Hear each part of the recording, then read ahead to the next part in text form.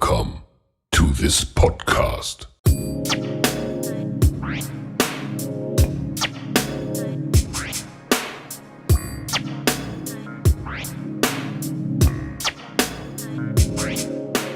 Dragi gledatelji, dobar dan i dobrodošli u 5. epizodu podcasta Osnovne škole Slatine pod nazivom Glas iz Slatina daleko se čuje. Mi smo vaši voditelji Filip i Matilda. Danas će nam u podcastu biti poznata lica, prošlogodišnje voditeljice podcasta Mata Fidler i Lucija Kozlica. Dobar dan i dobrodošli ovdje u našu školu. Hvala. Pozvali smo vas kako bi iz prve ruke čuli kako je to ići u srednju školu i kojim se izazovima suočavate. Dobar dan i hvala što ste nas pozvali. Pa u srednju u početku je bilo malo teško dok se navikneš na sredinu u kojoj si, jer išli smo iz razreda gdje je bilo 10 ljudi u razred sa 20 ljudi. Pa je to bilo malo dok se naviknemo, ali sad je dobro. Da, i na ustajanju ujutro i vožnje busevima. Kakav je osjećaj nakon što ste bili voditelji podcasta, sad postati jedan po gost? Pa malo smo nervozni što smo sad mi snimani, ali dobar je osjećaj. Snalazimo se. Ok, ja nisam sniman, jel? Pozvali smo vas jer ste vas dvije već prošle neke od tih izazovnih situacija kao što je upis u srednju školu i privikavanje na druge škole. Tako da za početak bi bilo dobro da nam malo predstavite svoje srednje škole. Pa ja sam upisala zdravstvenu školu Split. Svi uglavnom govore kako je teža škola i slažem se s time. Nemamo neke predmete kao gimnazije, što je dobro, ali imamo strukovne stvari koje dosta vremena oduzimaju i praktičan rad, kao što je analitička kemija, na primjer, ili osnovne zdravstvene struke. I to je otprilike to. Uglavnom je najizazovnije kad si putnik. Meni iskreno idem u jezičnu gimnaziju Trogiru i to je u sklopu sa ekonomskom i općom gimnazijom. I pa meni je u početku bilo, iskreno nije bio moj prvi odabir, ali bio je drugi i onda sam odlučila da ću tu da ne želim u opću jer više me jezici zanimaju nego na primjer, ne znam, matematika ili tako nešto. Pa kakav vam je osjećaj bio kad ste prvi dan išli u školu, da ste bili uzbuđeni ili ste bili baš nervozni? Pa ja sam bila i uzbuđena i nervozna. Prvo zato što nisam nikog znala iz Trogira i sve to. I bila mi je malo s kim ću sjedit, kako ću se snaći, hoću li pogoditi školu. Ali sve u svemu je prošlo dobro i upoznala sam nove prijatelje i tako. Da, isto tako. Samo što su nas pozvali da moramo doći u neku multimedijsku dvoranu, a niko nije znao gdje se to nalazi, tako da smo svi stajali ispred škole tamo onako do 8, bila su zaključana vrata i onda su nas sve pustili unutra i to onda niko nije znao gdje treba ići i kad smo svi tamo došli onda smo bili izgubljeni, niko nije znao gdje treba sjest, pa su nas onda prozivali i tako smo nalazili. Dobro, i vi ste već prošli upise, kako se ja sjećam, vi ste ova dvoje odlične učenice. Kakvi su vam bili upisi, je li bilo puno stresno ili? Pa ne baš, zato što sam već znala koju školu želim, znala sam da imam dovoljan broj bodova, a na primjer za neku gimnaziju težu bi se možda bila malo pod nekakvim stresom, pod nekom nervozom, ali za ono što sam izabrala sam bila poštena. Ja sam isto znala da imam dovoljan broj bodova, ali bilo mi je stresno jer imala sam prijemni i to mi je bilo onako malo hoću li proći ili neću. Na kraju nisam, pa sam upisala jezičnu i dobro mi je bilo. Koji ti je bio prvi izbor? Dentalni tehničar u zdravstvenoj u Lucinoj školi. Dobro, pa vam fali išta ova naša škola sad? Previše. Zašto baš? Od nastavnika do toga da smo svi bili bliski u razredu. I bilo nekako opuštenije, nismo bili pod tolikim stresom. Da, i više smo se zezali, a sve smo opet stizali i učiti, i pisati zadaće i družiti se. Da, i nastavnici više idu u susret učenicima nego u srednju. Mogu zamisliti. I Lucija, ti ideš u zdravstvenu školu. Malo nam ispričaj kao šta ti se sviđa na školi i jesi li zadovoljna sa školom koju si upisala? Pa da, zadovoljna sam sa školom koju sam upisala. Jedino to zaustajanje i kad dolazak kući, to mi je jedino stresno malo i ispiti gradivo je baš teško. Nakupi se i onda kad pišemo, zna se desiti da kampanjski se uči, ali to stvarno ne. Pa ti, Mate, ideš znači, u Trogiru gimnaziju i ti si na smjene i kako si to, kako je? Pa u početku sam ja mislila da će mi, pošto sam prvi tjedan bila odmah popodne, bilo mi je malo očilo se ja navikniti jer nikad nisam imala takvu vrstu školovanja, jel? Ali sad mi je draže popodne nego ujutro. Jer imam nekako više vremena, imam ujutro, onda kad se vratim iz škole i draže mi je. A i jesu se pojavili tako neki izazovi kod tih smjena, kao jel imaš šta što ti se ne sviđa na tome? Pa imamo previše sati nekad i bude onako umorni smo i sve to, ali nije. Eto, rekla si znači da ti je problem putovat i da kasno stižeš doma, a rano krećeš, pa nam možeš opisati svoj dan, kako to ide? Pa da, prvo stala sam jutarnja smjena ove godine, tako da uvijek idem ujutro. Nema puno buseva, tako da me većinom obitelj vozi do stanice i do Trogira, tako. Pa onda idem sa direktnim do škole, zato što taman staje na toj stanici. I onda ovisi kako koji dan imam koliko sati. Naprimjer, najgore mi je kad imam 8 sati, onda idem na 3:07 i onda dođem doma negdje oko 4-5 popodne. A Mateja, jel ti imaš koje predmete u drugoj smjeni pa da se moraš vraćati? Tjelesni, kad sam popodne onda imam 2 predsata tjelesnog, a ostalo ništa sve. Ti dolaziš u 4-5 iz škole iz Splita, ja dolazim iz Slatira do kuće u 4-5, tako da.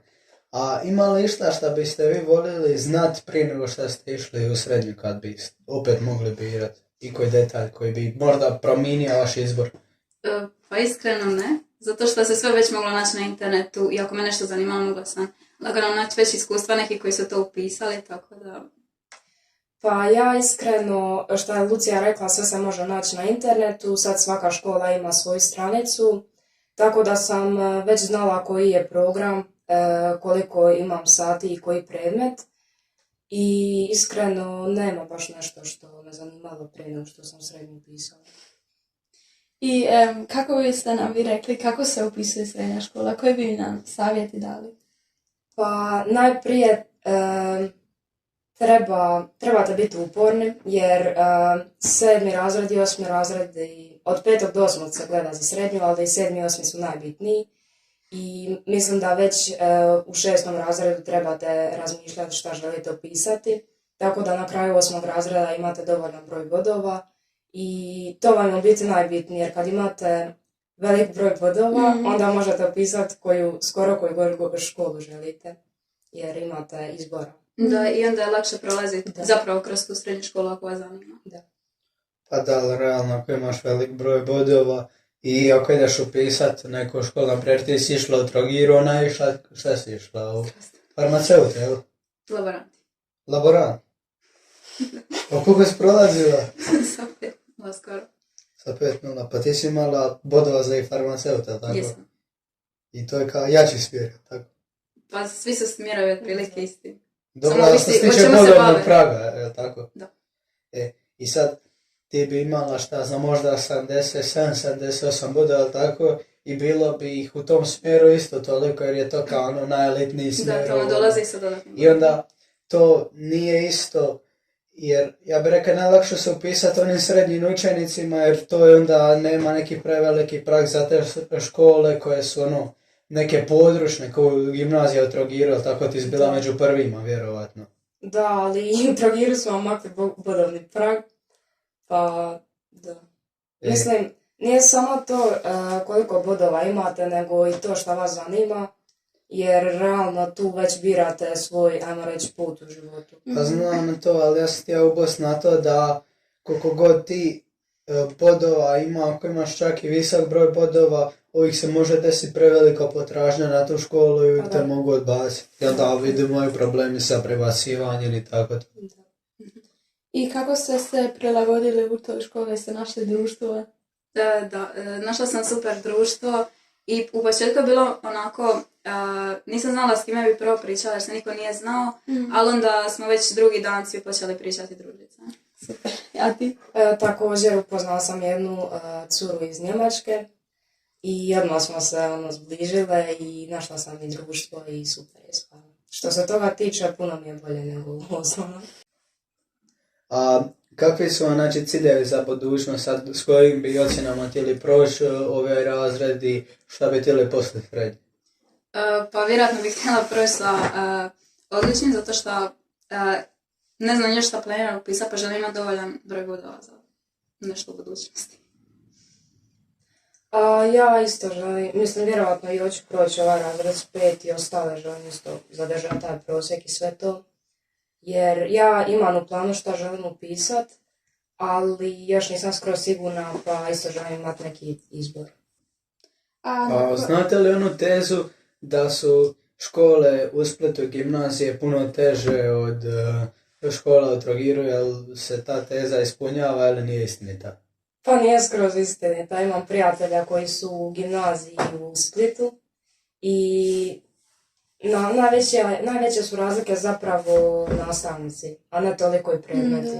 Jer svi imamo slične predmete u gimnaziji, ali različite nastavnike koji imaju različite poglede na svoje predmete i na druge predmete i ne objašnjavaju jednako. I je li idete na neke izvan nastavne aktivnosti, neke grupe?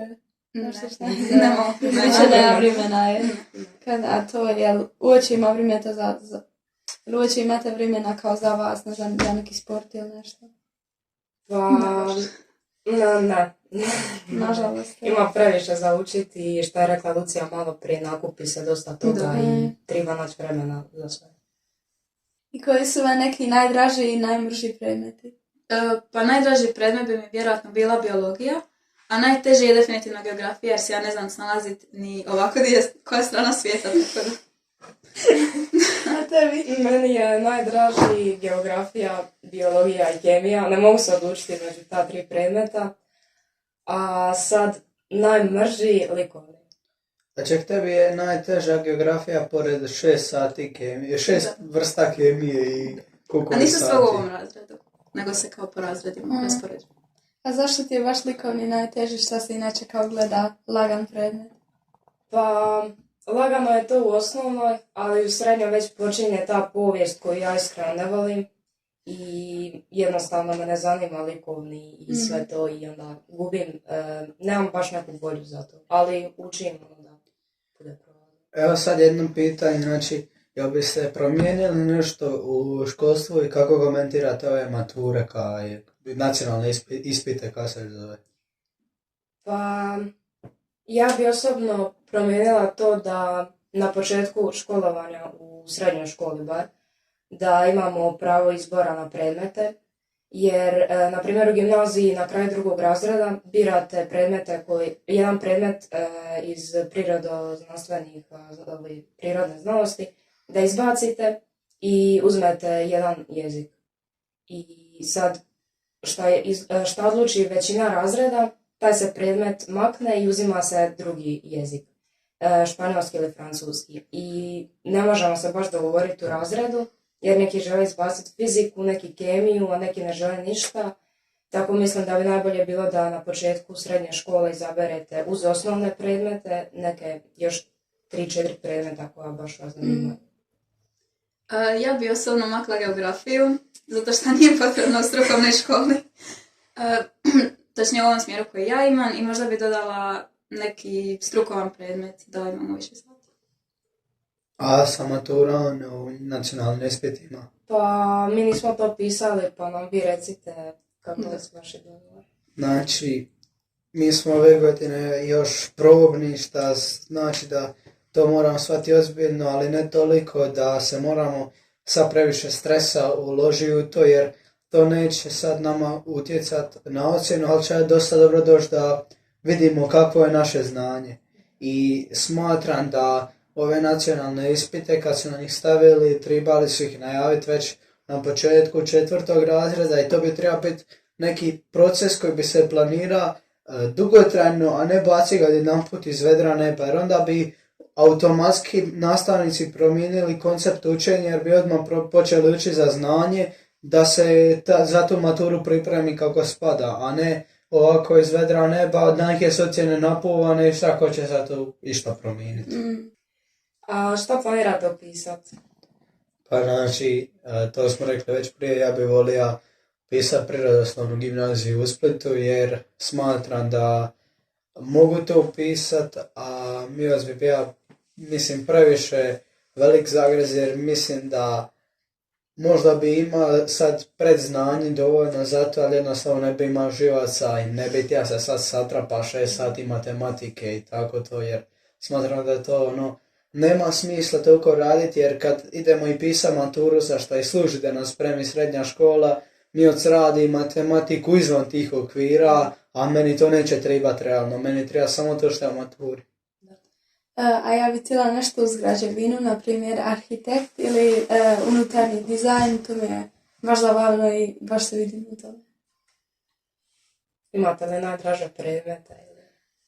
Pa ja volim matematiku, iako nije mi 5, ali sve da volim. Pa ja od predmete najviše slažem po tome koliko moram uložiti, koliko moram dobiti, i onda su mi najdraži predmeti oni koje najmanje uči na najbolje ocjene ima. Naprimjer, mene leže ove prirodoslovne znanosti koje ne diram, ni na satu ne slušam, nego samo skontan, kada kažem baš. I matematika isto tako, neki taki džira. Sad ovo je jezike, tako to isto ne učim nešto pretjerano, samo nije baš zanimljivo, pa ne mogu ni povata kako spada. Pa imate li šta bi nam poručili za kraj? Definitivno počnite razmišljati šta vas sad zanima i što biste htjeli upisati, zato što vrijeme stvarno brzo proleti. Evo cure, hvala vam, to bi bilo to od našeg intervjua, stvarno smo puno naučili i sretno. Hvala također. Da, evo, želimo vam dobre uspjehe u daljnjem školovanju i da uspijete zacrtati neke planove koje bi voljeli izvesti. Ništa, vidimo se. Dragi gledatelji, hvala vam što ste odgledali još jednu našu epizodu podcasta. Pratite nas i dalje.